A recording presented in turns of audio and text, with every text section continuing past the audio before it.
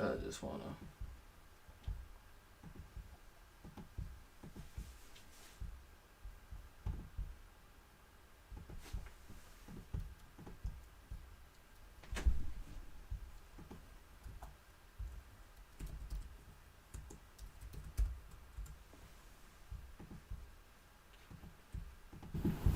I just wanna.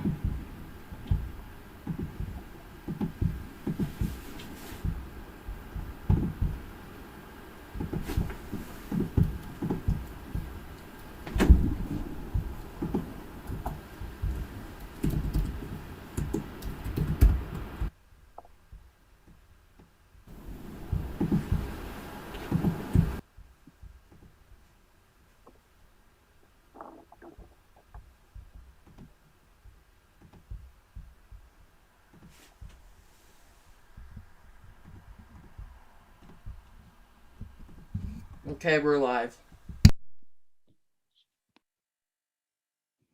Okay, good morning, everybody.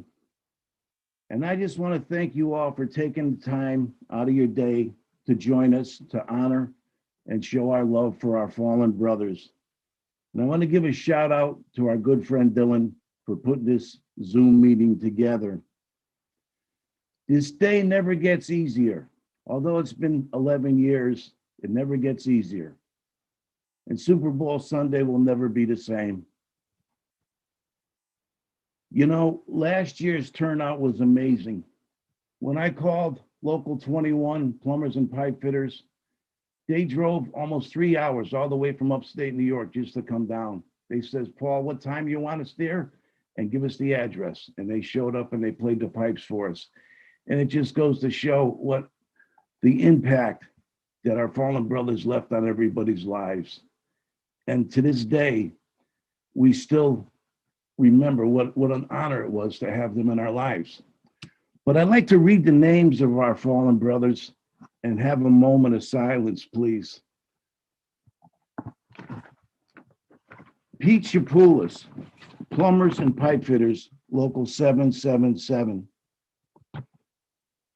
Ronnie Crabb, plumbers and pipe fitters, local 777. Raymond Dobras, plumbers and pipe fitters, local 777. Kenny Haskell, pipe fitters, local 537. Roy Rushton, pipe cover, Toronto, Canada. And Vance Walters, safety director from Minnesota. I'd like to include Linda Orange, Connecticut state rep and special friend. May we please have a moment of silence?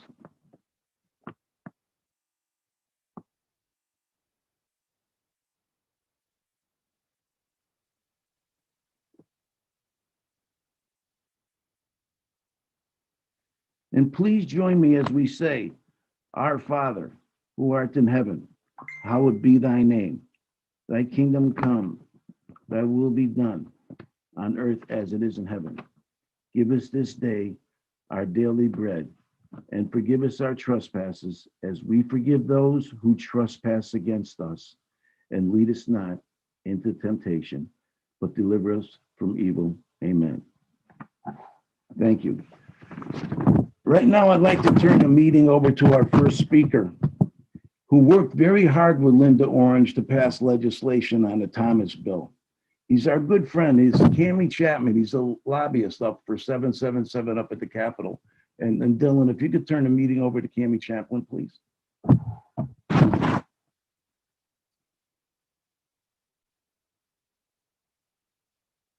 You're on mute, Cam.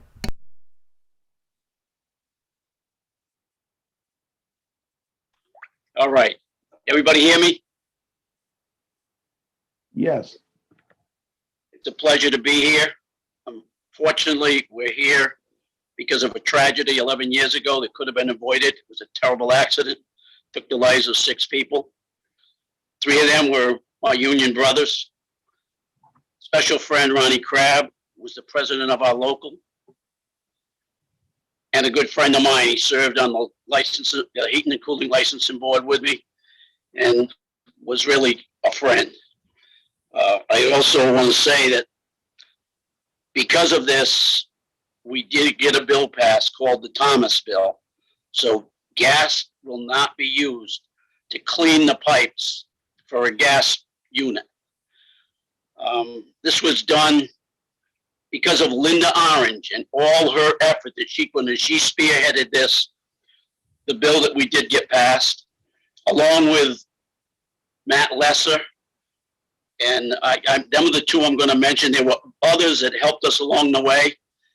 And I do remember that it was about midnight that we got the bill passed. And the first call we made was to Paul Venti, because he was really instrumental in pushing this too. He was a steward on the night steward for that job. But I just want to say that I really appreciate being included in this. And again, it's an unfortunate time, but we all have to realize that we have to strive to keep safety on our work sites. And just one more comment I want to make about Linda Orange, who was a personal friend as well as a legislator. Linda worked very, very hard for all working people. And I do want to just mention today, and I know Susan, any help you can be on this would be great. There's a bill, House Bill 5412, and they want to name the State Police Barracks in Colchester after Linda Orange. So please do anything you can to help out with that. And thank you, brothers and sisters, for being here today. And like I said, I feel humbled to be one of the speakers here. Thank you very much.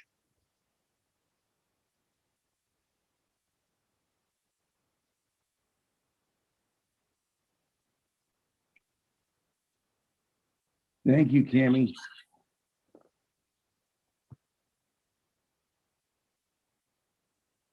Dylan, Oh, yeah. Thank you so much. our next speaker.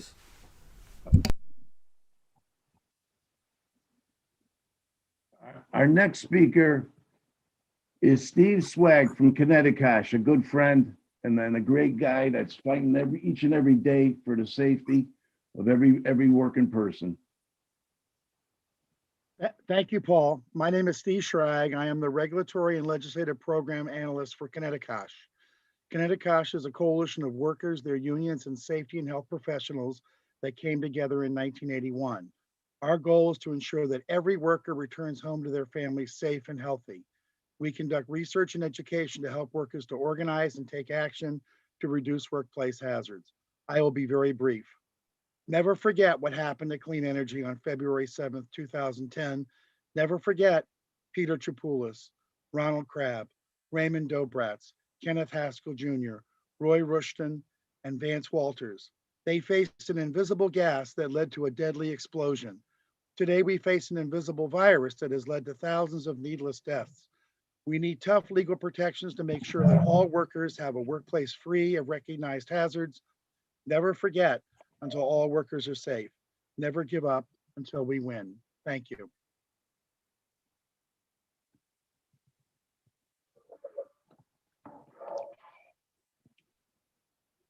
Thanks, Steve. My pleasure. Thanks, Steve.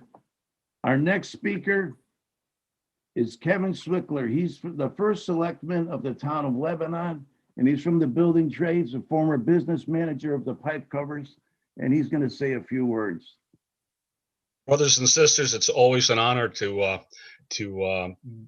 meet with you. Unfortunately, this year with the snow and COVID, we're doing it virtually, but it is an honor. I remember the day as it was yesterday. It's one of the darkest times, that anybody has in their careers.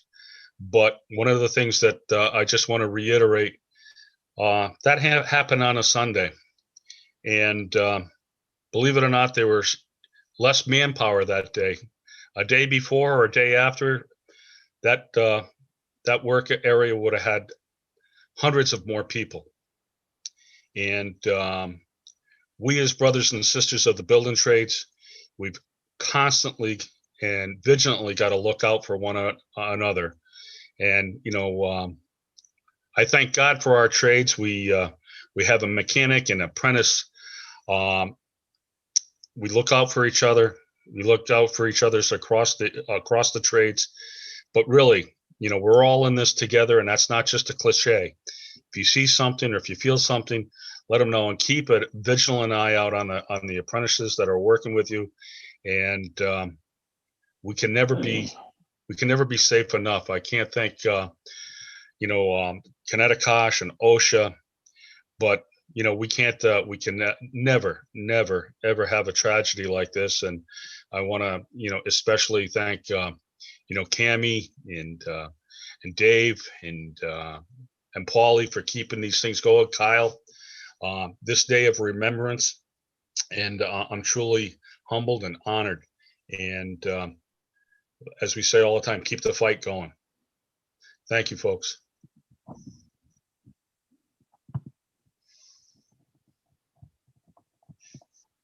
Thank you, Kevin.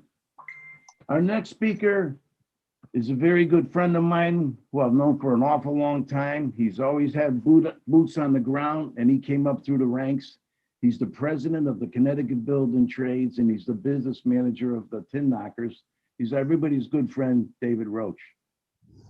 Morning. This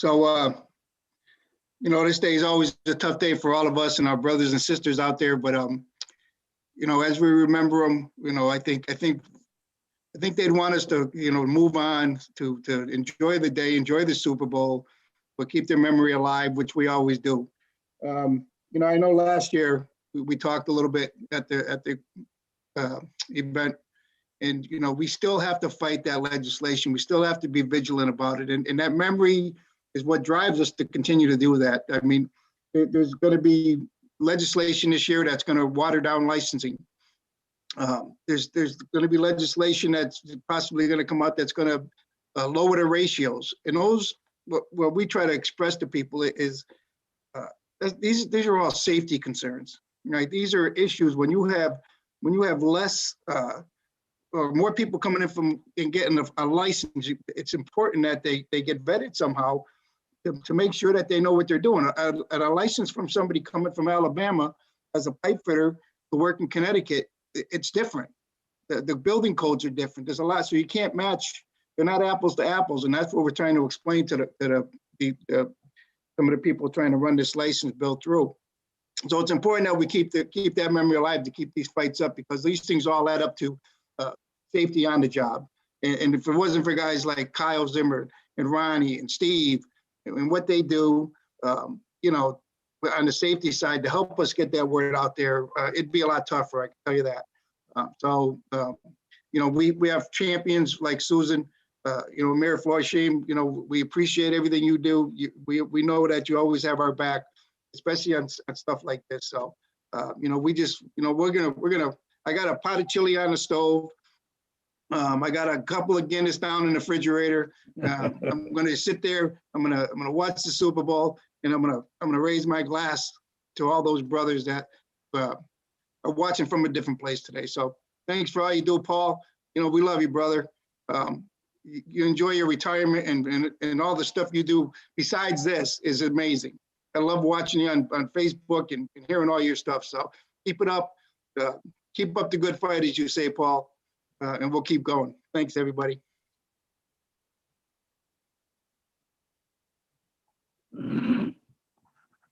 Thanks for those kind words, Dave.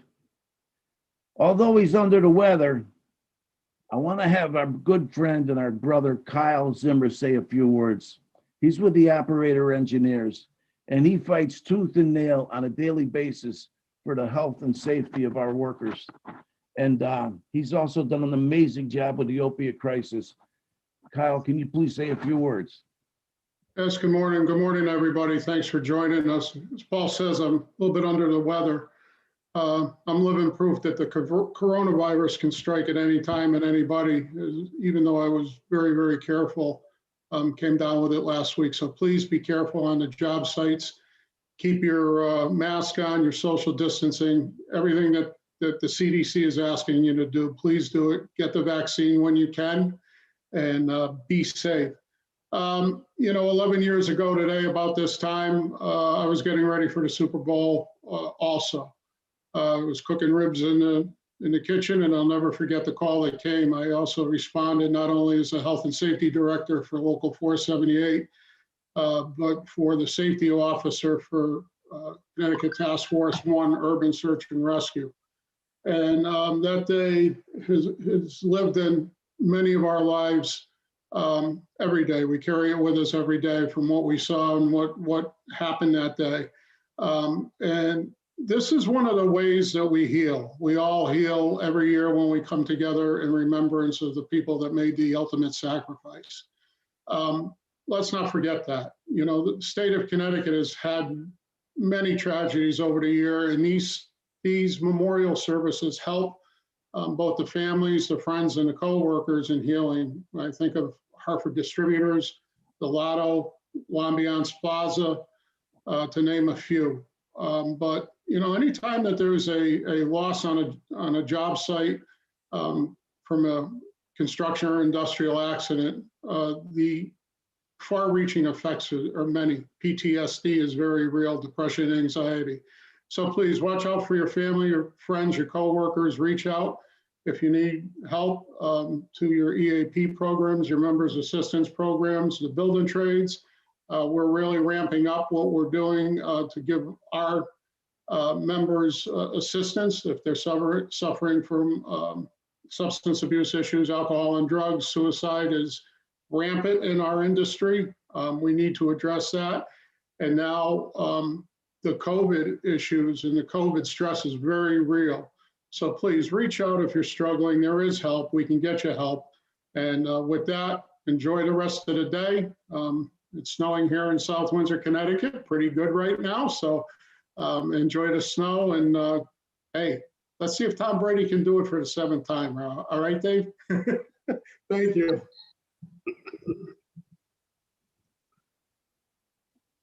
Thank you, Kyle. Our next speaker is doing an outstanding job in the city of Middletown, from the waterfront at the Connecticut River to the parking lots and keeping the streets clean and working with the first responders. He's the mayor of Middletown. His name is Benjamin Florsheim. Thank you very much, Paul, for that kind introduction, and thank you and everybody here for the effort that you put into making this happen this year and every year. It's so important that we do this, both for the reasons that Kyle was just talking about. It's an important part of the healing process for everybody who was affected and for everybody whose lives were touched by the events of 11 years ago. And it's also important to make sure that it never happens again. And Cam said earlier, described the events of 11 years ago as an avoidable tragedy, which is exactly what it was. And during the past year or so, since that incredible 10-year anniversary recognition that came together with, I think hundreds of people were there, that Paul was talking about, to today, which feels very different. In that span of time, we have all become a lot more familiar with the notion of avoidable tragedy, because the pandemic, in so many respects, has been a series of avoidable tragedies. And we have learned a lot in the course of the past year about how we can make sure that it never happens again. But there was some conversation taking place amongst this group before we went live about Connecticut's response to the pandemic and how really the key thing that has enabled us to recover as best we can, despite the tragedy, despite the losses, and despite the unprecedented circumstances we were trying to navigate, was working together, was making sure that we were communicating with one another, that we recognized the humanity in our fellow people, and that we were doing what we can, sacrificing of ourselves, changing the way that we lived our lives to make sure that we were keeping one another safe. And that is what we have to do. That's what people like Linda Orange and Congressman Courtney and our other members of our state and federal delegation have done in response to this tragedy. It's something that we need to make sure that we continue to push. We continue to push to keep working people in all of the environments where they are at risk, where they provide for the rest of us, We need to make sure that all of those workplaces are safe. We need to make sure that we recognize and memorialize those who have come before and who sacrificed to allow us, to enable us, and to obligate us to do better for future generations, to do better for the working people who are out there today on this snowy day in the middle of a pandemic on Super Bowl Sunday, who are still making our world happen for us, who are keeping us safe, who are delivering energy, who are making what we all appreciate about days like today possible. So it's in memory of those who we lost that we gather here today. It is through the effort and the creativity of their brothers and sisters that we are able to be here today, even virtually. And I want to thank again everybody for making that possible. It's a very different circumstance than we were together last year, but it is no less important that we all be here. And today will always be a solemn day and an important day, and it will always be a part of Middletown's history. And for as long as I have the opportunity to serve, and for many, I know for generations hence, the city of Middletown will continue to recognize the importance of this day, will continue to recognize the importance of the sacrifice that was made, and will continue to advocate as strongly as we possibly can to make sure that we pass the policies and that we work together to make sure that it never happens again. So thank you for having me. It is always an honor. And Paul, I'll turn it back over to you. Thank you very much, Mayor. Our next speaker has grown up to be quite the fine young man, and we're so proud of you. We're so very, very proud of you. Dylan Crabb, we'd like you to say a few words, please. Thank you so much, Paul. I just want to say my prayers go out to the families of all the people who have died on this day. And I'd like to thank my mom. She is the reason why I've been, she helped me handle the grief. She helped me with everything. If it wasn't for her, I don't know if I could have handled it this well. And I know she went through a lot too. But she's my hero. She helped pass the law to prevent unfortunate accidents like this ever again. And I just want to say thank you all for being here. It means a lot to me.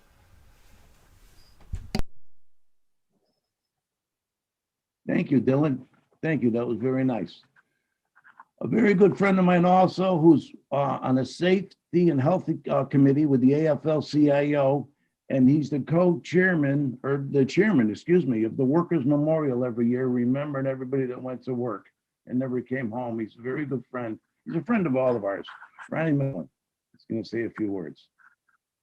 Thank you, Paul. Welcome, everyone. Thanks for attending today, everybody tuning in on YouTube and all the speakers. I was thinking it's really easy to say that we'll never forget, but to make sure that actually happens, that we don't forget, takes commitment and it takes a lot of work. And the person that keeps us focused on this is Paul Benty. And I think without him, I don't think we'd forget, but he keeps us focused. He and Kyle and I have conversations about this day and this event all year round. So it's always on our minds. We have a lot of people to thank, and I don't want to leave anybody out, but I want to thank Paul for all the work he does to keep this event going every year and making sure that we don't forget, and for what he does for people in need. So that being said, Kyle Zimmer, the work that he does. Dylan, great job on putting this all together, the technical aspects and the courage that it takes to make sure that we hear your voice. Awesome job. I want to give a shout out to Chief Howley. I know last year was the 10th anniversary. Our partners in the South Fire District in Middletown have been awesome. Chief Howley, as you know, had wonderful inspirational words for us last year, and we hope to have everybody together again. Mayor Florsheim, Lieutenant Governor Bisowitz. The one thing I want to say, and I'll call her Susan because she's a friend to all of us, and to us, she's Susan. We have a lot of friends that will participate and come and speak. The difference about Susan is she seeks us out. This is on her mind all the time with all the things that she has on her plate. She contacted us to make sure that she could come in and, be with us. So I want to thank her for being here. All the family members, the grief never goes away, but take some solace in knowing that you have friends, you have us as a support system. You'll always have us as a support system. And thank you for participating and knowing that we have your back, and we'll always be here for you. But our work is not done. Again, this morning we had a tragedy just a couple of weeks ago down in Gainesville, Georgia. 6 workers lost, 11 hospitalized. I think it was a nitrogen gas leak. We've got a lot of work to do. We've got to fight to give workers a voice through organizing a union.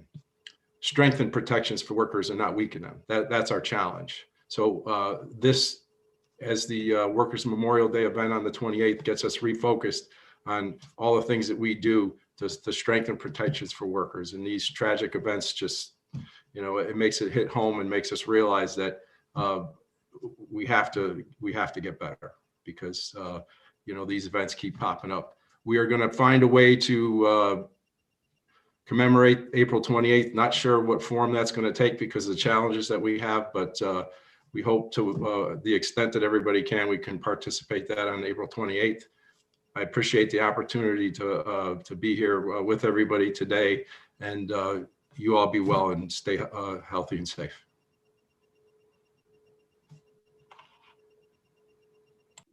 Thank you very much for those kind words, Ronnie. I really appreciate all you do. The state of Connecticut is very fortunate. We got a very, very good friend up at the Capitol fighting for workers' rights and safety. Here with us today representing the great state of Connecticut is our Lieutenant Governor, Susan Bisowitz. Thank you for coming, Susan. Paul, thank you so much for having me. And Dylan, your dad would be so proud of how you organize this and carry on his memory and the memory of the 6 people that died at 11/17 on February 7th in 2010. And those people, Peter Chapoulis, Ronald Crabb, Ray Dobratz, Roy Rushton, Chris Walters, and Kenneth Haskell will never be forgotten. I remember what I was doing on that day, just like Dave Roach talked about, what he was doing, and Kyle. I'll never forget, I was in Wethersfield at an event, and we heard about this explosion in Middletown. People felt it from 30 miles away. And the very sad and difficult part about it was that we lost 6 people, 4 from our state. And you live in a small state when I knew and loved 2 of the 4 people from Connecticut that died 11 years ago. And those 2 people were Ron Crabb and Ray Dobratz. Ronnie was somebody who was extremely involved in not just union activity, and you heard some of the things that he did, but he was involved in his town of Colchester. And despite having a wife and a family and being an active union member, somehow he found time to serve on the Board of Finance in Colchester. And he was somebody that was extremely well respected throughout the town and our state. And Ray Dobratz, from Old Saybrook, is someone who, like Ronnie, served his town. He was on the Park and Rec Commission. He was on the Police Commission. And he also served on the Democratic Town Committee in Old Saybrook. And that's how I met him when I was running for Secretary of the State. And God love him, he went to the state convention and voted for me in 1999. And these were people who had families and served their town and their community. And the thing I think about Ray was that Ray was getting ready to retire. Literally in a couple of weeks, he would have been retired and spending more time with his kids and grandkids. But sadly, he was taken before he could enjoy that. And I think we have to focus on what we all should do to appropriately honor their memories, to honor the memories of the 6 people who died. And that is that every day we have to rededicate ourselves to making sure that people who do essential work, like the 6 that died, and now I think in the pandemic, we have an even stronger appreciation for who the people who are essential to all of us are, and make sure that they have the safety protocols in place and that they are protected in their workplace so that when they go to work every day, they are able to do their job to serve us and then go home to their families safely. And so the governor and I are very committed to doing that. And I thank all of our labor representatives who are here today for having that mission and for doing that on behalf of your members, and count on me to be there for you along the way. And I know none of you are shy, and that when you've got something that you want done, you call or you visit. And I think that's really important, and thank you for doing that. And I want to say thank you for remembering our dear friend, Linda Orange. And I can't think of a more fitting way to honor Linda's memory and to honor her service than by naming the police barracks in Colchester after her. She'd be so proud. She loved the state police. She loved serving on the public safety committee because she fought for our law enforcement, our first responders every day. And she fought to ban the gas blow practice that led to this terrible tragedy. And finally, I just want to say that last year, after that very beautiful ceremony on that very cold day where hundreds of people gathered, and Dylan did a fabulous job then in honoring his dad, I got a call from Paula Dobratz. Paula told me that after 10 years, her family still had not received the compensation that they deserved from Clean Energy as after that terrible disaster. And can you imagine? I can't even imagine how that could be. So yes, we have an obligation to make sure that we protect our workers, but we also have an obligation to make sure that companies like Clean Energy can abdicate their responsibility to families who lost loved ones, because it's just unacceptable that a family could go 10 years without receiving what they deserved after that tragedy. So thank you so much for having me. And Paul, thank you for all you do to make sure that we never forget these 6 wonderful people, and that we are reminded that we have an obligation to fight to keep people in our state and our country safe. Thank you very, very much, Susan. You know, I'm going to ask Dylan to close out this memorial today. But before I do that, I'd like to share a short story with you folks that I never shared before.